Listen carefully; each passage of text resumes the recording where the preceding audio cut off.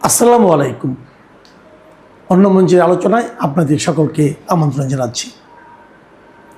প্রিয় দর্শক, আজ আমাদের সঙ্গে আমন্ত্রিত অতিথি হিসেবে আছেন। আজকের আলোচনার বিষয় খুবই স্পর্শকাতর, কিন্তু একই সঙ্গে খুবই গুরুত্বপূর্ণ।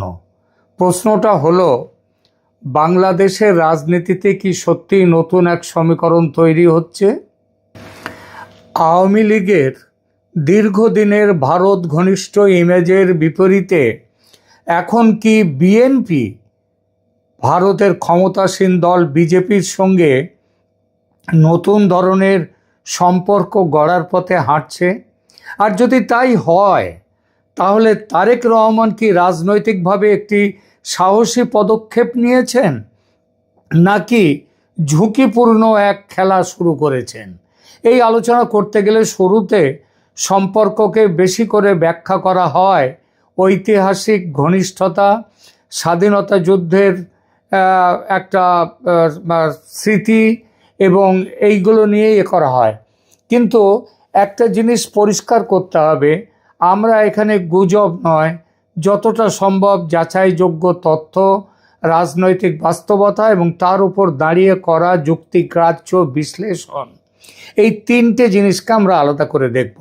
কারণ বাংলাদেশে ভারত প্রসঙ্গ কখনোই শুধু পররাষ্ট্র নীতি নয়, এটা আবেগ, পরিচয়, ক্ষমতা, নির্বাচন, এমনকি দলীয় নৈতিকতার সঙ্গেও জড়িয়ে থাকে।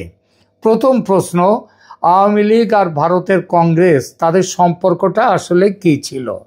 সাধারণভাবে আমাদের রাজনৈতিক আলাপচারিতায় বলা হয় আওয়ামী লীগের সঙ্গে কংগ্রেসের একটা দলীয় মেলবন্ধন ছিল, কিন্তু প্রকাশ্য তথ্যের ভিত্তিতে দেখলে বিষয়টা অন্যরকম লাগে।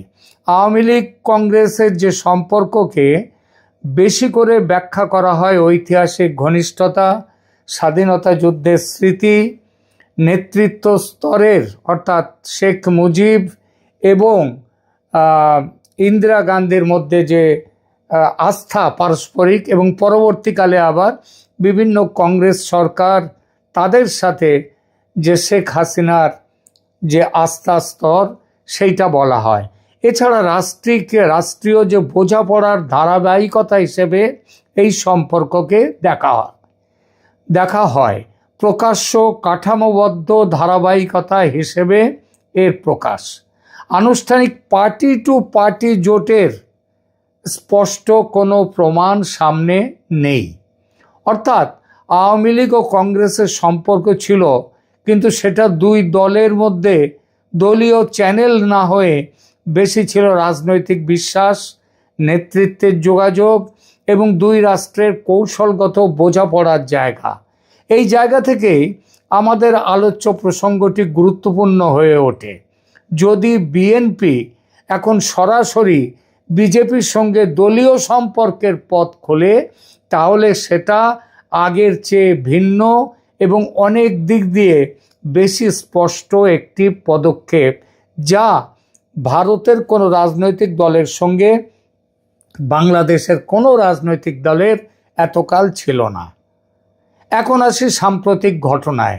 যে তথ্যটি এখন সবচেয়ে বেশি আলোচিত, সেটি হলো তারেক রহমানের পক্ষ থেকে, মানে তারেক রহমান তার দলের সভাপতি হিসাবে বিজেপির জাতীয় সভাপতি নীতিন নবীনের কাছে একটি চিঠি পাঠিয়েছেন এবং বিএনপির হুমায়ুন কবির সেটি পৌঁছে দিয়েছেন নীতিন নবীন, ভারতের যে প্রধান বিজেপির, তার কাছে। শুধু বাংলাদেশি সংবাদ মাধ্যম নয়, বিজেপির আন্তর্জাতিক শাখার প্রধান যিনি বিজয় চৌথাই ওয়াল, তিনি তার প্রকাশ্য পোস্টে এই যোগাযোগের কথা নিশ্চিত করেছেন, বলেছেন। এখানে সবচেয়ে গুরুত্বপূর্ণ বিষয় হলো, এটি রাষ্ট্রীয় কূটনীতির ভাষা নয়, এটি দলীয় যোগাযোগের ভাষা। মানে গভর্নমেন্ট টু গভর্নমেন্ট সম্পর্কের বাইরে পার্টি টু পার্টি সম্পর্কের একটি আলাদা রাস্তা খোলার চেষ্টা। বাংলাদেশের বড় রাজনৈতিক দলগুলোর ইতিহাসে এই ধরনের প্রকাশ্য পার্টি টু পার্টি যোগাযোগ এর আগে দেখা যায়নি বলেই ঘটনাটি আলাদা গুরুত্ব পাচ্ছে। একমাত্র কিছুটা হচ্ছে জামাতের সঙ্গে পাকিস্তানের জামায়াতে ইসলামীর একটা সম্পর্কের কথা, কিন্তু মনে রাখতে হবে জামাত যেমন বাংলাদেশের প্রধান রাজনৈতিক দল নয়, তেমনি জামায়াতে ইসলামী পাকিস্তানেও সেখানকার কোনো প্রধান রাজনৈতিক দল নয়। তবে পাকিস্তানের রাজনীতিতে জামাতের অবস্থান মোটেই গুরুত্বপূর্ণ নয়, আর বাংলাদেশের রাজনীতিতে বর্তমানে জামায়াতের অবস্থান গুরুত্বপূর্ণ হয়তো হয়েছে।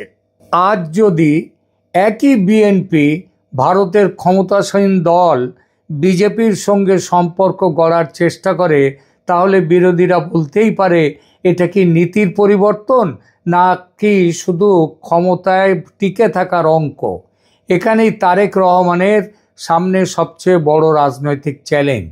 তিনি যদি এই সম্পর্ককে এমনভাবে উপস্থাপন করতে পারেন যে এটি বাংলাদেশের স্বার্থে সমমর্যাদার ভিত্তিতে বাস্তব সমস্যার সমাধানের জন্য, তাহলে মানুষ এটিকে বাস্তববাদী পদক্ষেপ হিসেবে দেখতেও পারে। কিন্তু যদি জনমনে এমন ধারণা তৈরি হয় যে তিনি শুধু দিল্লির কাছে গ্রহণযোগ্যতা পাওয়ার জন্যেই এই সম্পর্ক তৈরি করছেন, তাহলে এই ব্যবস্থায় যেটা করলেন সেটা তার জন্যে বুমেরাং হয়ে যেতে পারে। আরেকটি গুরুত্বপূর্ণ দিক হলো বিজেপির ইমেজ। বাংলাদেশে ভারতের সঙ্গে কাজ করা আর বিজেপির সঙ্গে ঘনিষ্ঠ হওয়া, এই দুটোকে মানুষ এক জিনিস হিসেবে দেখে না। কারণ বিজেপির সঙ্গে হিন্দুত্ববাদ, মুসলিম বিরোধী রাজনীতির অভিযোগ এবং সংখ্যালঘু প্রসঙ্গের তীব্র প্রচার রয়েছে, যা বাংলাদেশের সাধারণ জনগণের কাছে একটি অতিরিক্ত সংবেদনশীলতা তৈরি করে। যদিও একটু তলিয়ে দেখলে দেখা যাবে বিজেপি নিঃসন্দেহে হিন্দুত্ববাদী দল, কিন্তু সেই হিন্দুত্ববাদ যদি মুসলিমদের ভয়ের কারণ না হয়, যদি মুসলিমদের কোনো অসুবিধার সৃষ্টি না করে, তাহলে কার কি ক্ষতি? ভারতের জাতীয় কংগ্রেস দল নিজেকে ধর্মনিরপেক্ষ বলে, কিন্তু বাস্তবতা হলো কংগ্রেসের রাজনীতি মুসলিম তোষণের রাজনীতি। বিজেপির রাজনীতি তা নয়। বিজেপির রাজনীতির প্রথম কথাই হলো justice for all, appeasement two নান, মানে কাউকে তোষণ করা নয়, ভোটের জন্য তোষণ করা নয়, সবাইকে সমভাবে দেখা। কেন্দ্রে বিজেপির 15 বছরের শাসনে মুসলিম দমন পীড়নের একটাও অভিযোগ নেই। কংগ্রেস আমলে যখন বিজেপির জন্ম হয়নি, ভারতের সব প্রদেশে হিন্দু মুসলিম দাঙ্গা হতো, আজ হয় না। বিজেপি হিন্দুত্ববাদী দল হয়ে যদি মুসলিমদের নাগরিক অধিকার সুনিশ্চিত করতে পারে, যদি সংবিধানগত অধিকার দিতে পারে, তবে একটি ইসলামী আদর্শের দল হয়ে বিএনপিও চাইলে বাংলাদেশে সংখ্যালঘুদের জীবন ও জীবিকার নিরাপত্তা দিতে কেন পারবে না? পারতেই পারে। বিজেপি বিএনপির দলীয় মেলবন্ধন হলে এই সম্ভাবনাটা কিন্তু সত্যি হয়ে উঠতে পারে। তবু অপপ্রচারের তো একটা জোর থাকে। তারেক রহমানের যে কোনো বিজেপি সংযোগকে বিরোধীরা শুধু কূটনীতি হিসেবে নয়, আদর্শগত প্রশ্ন হিসেবেও তুলতে চাইবে। বিএনপিকে তার জন্যে জনসংযোগ যাত্রা ও প্রচারের মাধ্যমে মানুষকে বোঝাতে হবে। এই বোঝাবার কাজটা কিন্তু পূর্ববর্তী আওয়ামী লীগ সরকারের আমলে হয়নি। এখন অনেকেই বলছেন তারেক রহমান নতুন পথে হাঁটছেন। এই কথার মধ্যে সত্যি অবশ্যই আছে, কারণ আগে বিএনপি ভারতের সঙ্গে সম্পর্ক রাখতে চাইতো বটে, কিন্তু এখনকার মতো এত স্পষ্টভাবে ভারতের ক্ষমতাসীন দলের সঙ্গে দলীয় লাইনে যোগাযোগের ঘটনা প্রকাশ্যে আসেনি। তাই এটাকে নতুন বলা যায়, কিন্তু সেটা কেবল এই অর্থে যে সম্পর্কের চেষ্টাটা এবার বেশি দেখা যাচ্ছে, বেশি সরাসরি আসছে এবং বেশি রাজনৈতিকভাবে এটা পড়া যাচ্ছে। তবে এখানেই আরেকটা সাবধানতা দরকার। নতুন পথে হাঁটা মানেই যে আত্মসমর্পণ তা নয়, আবার এটাও না যে এটা সম্পূর্ণ নিরীহ, স্বাভাবিক, ঝুঁকিহীন পদক্ষেপ, তা নয়। রাজনীতিতে কোনো বড় মোড়ই এত সরল নয়। তারেক রহমান হয়তো বুঝেছেন ভারতকে অস্বীকার করে বাংলাদেশের ক্ষমতার অঙ্ক করা কঠিন, কিন্তু একই সঙ্গে তাকে বুঝতে হবে ভারত সম্পর্কে অতিরিক্ত নরম মনোভাব দেখালে তার নিজস্ব জনভিত্তির একাংশ অস্বস্তিতে পড়বে, ফলে তাকে কিন্তু ব্যালেন্সিং করে চলতে হবে। গত বছর তারেক রহমানের দেশে ফেরা এবং পরে ক্ষমতায় ফেরার পেছনে, ক্ষমতায় আসার পেছনে কি ভারতের বড় ভূমিকা ছিল? এখানে এটা কিন্তু বাজারে প্রচুর চলছে এই কথা। এখানে সবচেয়ে সতর্ক উত্তরটি হবে ভারত নিশ্চয়ই একটি সবচেয়ে বড় ফ্যাক্টর ছিল, কিন্তু একমাত্র ফ্যাক্টর ছিল এমন দাবি যাচাইযোগ্যভাবে প্রমাণিত নয়। আমি তাই সেটা বলবো না।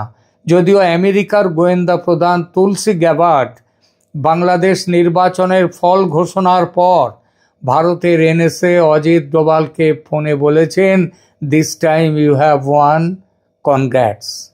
মানে এই সময় এবার আপনি জিতেছেন, মানে ভোটে, বাংলাদেশের ভোটে। বেশি ব্যাখ্যায় গেলাম না, বুঝে নিন। ভারতের অবস্থানে পরিবর্তন, তারেক রহমানকে গ্রহণযোগ্য বিকল্প হিসেবে দেখা এবং বিএনপির সঙ্গে সম্পর্ক তৈরি করার আগ্রহ, এসব বিষয় তারেক রহমানের জন্য ভারত বিষয়ক ভাবনাকে সহায়ক করেছে বলা যায়। কিন্তু এটাও সত্যি, কোনো একটি বিদেশি শক্তি এককভাবে কাউকে দেশে ফেরায় না বা ক্ষমতায় বসায় না। এমন সরলীকরণ সাধারণত রাজনৈতিক বাস্তবতাকে বিকৃত করে। তারেক রহমানের প্রত্যাবর্তন উত্থানের পেছনে দেশের অভ্যন্তরীণ সংকট, আওয়ামী লীগের তাদের মাঠ থেকে তাদের অনুপস্থিতি, সাংগঠনিক বাস্তবতা, বিরোধী রাজনীতির পুনর্গঠন এবং আঞ্চলিক শক্তিগুলোর নতুন হিসাব সব কিছু মিলেমিশে কাজ করেছে। তাই ভারত ভূমিকা রেখেছে বলা এক কথা, আর ভারতই তারেক রহমানকে ক্ষমতায় বসিয়েছে এটা বলা সম্পূর্ণ অন্য কথা। আমার মতে সবচেয়ে যুক্তিসঙ্গত অবস্থান হলো এটাই যে ভারত আওয়ামী লীগের ওপর একচেটিয়া নির্ভরতা কমিয়ে সময়ের সাথে তাল মিলিয়ে বিএনপির সঙ্গে গভীরতর যোগাযোগে আগ্রহী হয়েছে। বিএনপিও বুঝেছে শুধু ভারত বিরোধী আবেগের ওপর ভর করে ক্ষমতার রাজনীতি করা যাবে না, প্রয়োজনে সম্পর্কে নতুন ফর্মুলা খুঁজতে হবে। আর এই দুই বাস্তবতার মিলনেই আজকের নতুন সমীকরণ তৈরি হচ্ছে। এখন প্রশ্ন হচ্ছে, এই সমীকরণ টেকসই হবে কি? সেখানেই আসল পরীক্ষা। একটি চিঠি, একটি বৈঠক বা একটি সৌজন্য বার্তা কখনোই দীর্ঘমেয়াদী রাজনৈতিক মেলবন্ধনের সমান নয়। টেকসই সম্পর্ক তৈরি হতে হলে দরকার হবে আস্থা, ধারাবাহিকতা, সংখ্যালঘু নিরাপত্তা, সীমান্ত সহযোগিতা। এর সঙ্গে অবশ্যই আছে উস্কানিমূলক ভাষা কমানো এবং সবচেয়ে বড় কথা বাংলাদেশের জনগণকে বোঝানো যে এই সম্পর্ক তাদের মর্যাদা হানি করছে না, তাদের অসম্মান করছে না। ভারত তাদের দাদা নয়, ভারত তাদের প্রভুও নয়। দুই দেশের সম্পর্ক ভাইয়ের মতো, বন্ধুর মতো, সুপ্রতিবেশীর মতো। এই জায়গায় আওয়ামী লীগেরও একটি রাজনৈতিক ব্যর্থতা আছে, যে কথা একটু আগে বলছিলাম। দীর্ঘ সময় ক্ষমতায় থেকেও তারা দেশের বড় একটি অংশের ভারতের বিষয়ে সংশয়, ভারতের প্রতি ক্রোধ বা অসন্তোষ কিংবা ভারত বিরোধী মনোভাব তারা দূর করতে পারেনি। অন্তত জনমানসে সে কাজ সফল হয়নি। বরং অনেক সময় ভারত ঘনিষ্ঠতার ভাবমূর্তি আওয়ামী লীগের বিরুদ্ধে বিরোধীদের রাজনৈতিক অস্ত্র হয়ে উঠেছে, সত্যি না হলেও। এই ফাঁকটাই এখন বিএনপি অন্যভাবে ব্যবহার করতে চাইতে পারে। ভারতের সঙ্গে সম্পর্ক থাকবে, কিন্তু মাথা নত করে নয়, তারা পাশাপাশি থেকে, মুখোমুখি থেকে, ভালোবাসার সাথে, এই ভাষায়। কিন্তু এখানেও ফাঁদ আছে, কারণ এই ভাষা বলা সহজ, প্রমাণ করা কঠিন। জনগণ দেখবে আপনি কি সত্যিই সমান মর্যাদার কথা বলছেন, নাকি শুধু নতুন দরজায় কড়া নাড়ছেন। আপনার ভারত নীতি কি নীতি নির্ভর, নাকি কেবল ক্ষমতা কেন্দ্রিক? আর আপনি কি বাংলাদেশের মানুষকে এই ভারত বিষয়ে এই যে নতুন ভাবনা, সেটা কি বোঝাতে পারছেন যে বিদেশের সঙ্গে সম্পর্ক রাখা আর বিদেশের ওপর ভর করা, এই দুটোর মধ্যে পার্থক্য আছে? সব মিলিয়ে আমি যেটা বলবো তা হলো, তারেক রহমানের এই পদক্ষেপকে এক কথায় ভুল বললে বাস্তবতা ধরা যাবে না। আবার একে বিশাল কূটনৈতিক বিজয় বললেও বাড়াবাড়ি হবে। এটি আসলে তারেক রহমানের একটি ঝুঁকিপূর্ণ কিন্তু হিসেবি পদক্ষেপ। এখানে সুযোগ আছে, আবার বিপদও আছে। এখানে বাস্তববাদ আছে, আবার ভাবমূর্তির সংকটও আছে। সবচেয়ে পরিমিত ভাষায় বললে, ভারত এখন শুধু আওয়ামী লীগের সঙ্গে নয়, বিএনপির সঙ্গেও কার্যকর, খোলা ও বেশি বাস্তবমুখী সম্পর্ক রাখতে চাইছে। সেটা বেগম জিয়ার অসুস্থতার সময় থেকে তার মৃত্যু, তার দাফনের সময়, তারেকের নির্বাচনে জয়, সব সময় দেখা গেছে। আর তারেক রহমানও মনে হচ্ছে বুঝতে পেরেছেন, ক্ষমতার নতুন রাজনীতিতে শুধু আবেগ নয়, দরকার কার্যকর যোগাযোগেরও। তবে এই নতুন পথ শেষ পর্যন্ত সাফল্যে যাবে নাকি সন্দেহ ও দ্বিচারিতার অভিযোগে আটকে যাবে, সেটা নির্ভর করবে তারেক রহমান জনগণের সামনে কি ভাষা ব্যবহার করেন, কি শর্তে ভারতের সঙ্গে সম্পর্ক গড়েন এবং কতটা স্বচ্ছতা বজায় রেখে মানুষকে বোঝাতে পারেন। আজকের এপিসোডে আমি তাই একটা কথাই বলে যেতে চাই, বাংলাদেশের রাজনীতিতে ভারত প্রশ্ন এখন আর সাদা কালো নয়। এখানে কেউ পুরোপুরি ভারতপন্থী নয়, কেউ পুরোপুরি ভারত বিরোধীও নয়, বরং সবাই এখন নতুন করে হিসেব করছে। আর সেই হিসেবের কেন্দ্রে আজ খুব স্পষ্টভাবেই উঠে এসেছে তারেক রহমান, বিএনপি এবং বিজেপির সঙ্গে সম্ভাব্য নতুন যোগাযোগের রাজনীতি। প্রিয় দর্শক, আপনার কাছে প্রশ্ন রেখে শেষ করছি, এটি কি বাংলাদেশের জন্য বাস্তববাদী নতুন কূটনীতি নাকি নীতিগত এক বড় মোড়?